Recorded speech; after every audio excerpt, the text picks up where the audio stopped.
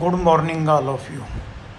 तो बेटा आज हम फेडरलिज्म की 244 नंबर वाले क्वेश्चन करेंगे। सबसे पहला क्वेश्चन है federal feature of Indian constitution, भारतीय संविधान की संघात्मक विशेषताएं क्या है।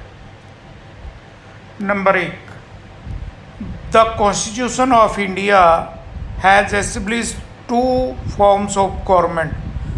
भारत के कॉन्स्टिट्यूशन के अनुसार 2 प्रकार की सरकारें बनाई गई, यूनियन एंड स्टेट गवर्नमेंट, एक केंद्र सरकार और दूसरी राज्य सरकार। और भारत के कॉन्स्टिट्यूशन में इन दोनों ही सरकारों की शक्तियों का अलग अलग वर्णन किया गया है, विषयों का अलग अलग जो है वो व्यवस्था की गई है। उसमें अलग अलग सूचियां बनाई गई हैं, जो मैंने कल भी बताया था आपको, संघ सूची, राज्य सूची और समवर्ती सूची।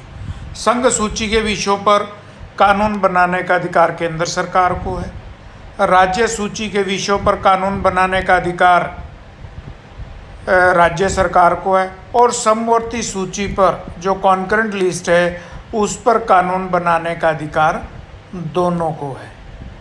दूसरा, the Indian constitution is written and rigid. भारतीय संविधान जो है वो लिखित में है,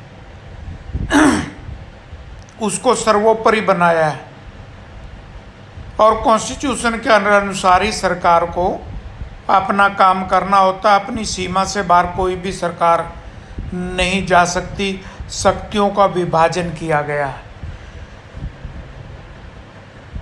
तीसरा, the Indian constitution established a powerful and independent judiciary. भारतीय संविधान ने एक शक्तिशाली न्यायपालिका की व्यवस्था की है, जो एकात्मकता की तरफ झुकी हुई है। प्रत्येक डिस्ट्रिक्ट लेवल पर कोर्ट है, स्टेट लेवल पर कोर्ट है, और फिर नेशनल लेवल पर। डिस्ट्रिक्ट कोर्ट से अगर आप संतुष्ट नहीं हैं तो अपील के रूप में आप हाई कोर्ट जा सकते हैं, जो स्टेट लेवल पर है।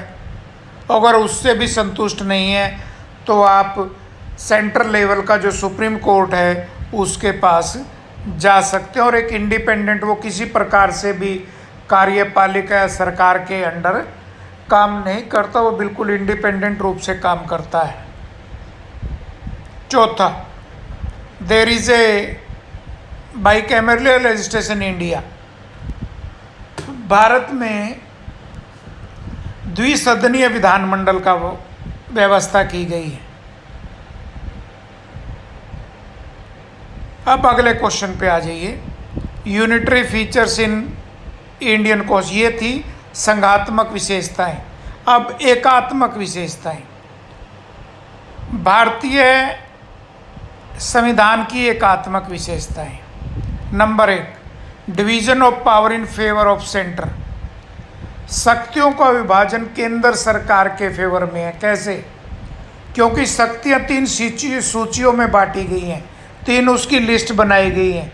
संघ सूची 97 विषय, राज्य सूची 67 विषय 66, और समवर्ती सूची 47 विषय। तो विषय भी संघ सूची में ज़्यादा हैं। और जब दोनों के कानूनों में विवाद उत्पन्न हो तो समवर्ती सूची के विषय में भी किसका कानून लागू होता है? केंद्र सरकार का। इसलिए केंद्र सरकार जो है वो ज़्यादा पावरफुल है। दूसरा, encroachment over the state list by the union government. कई बार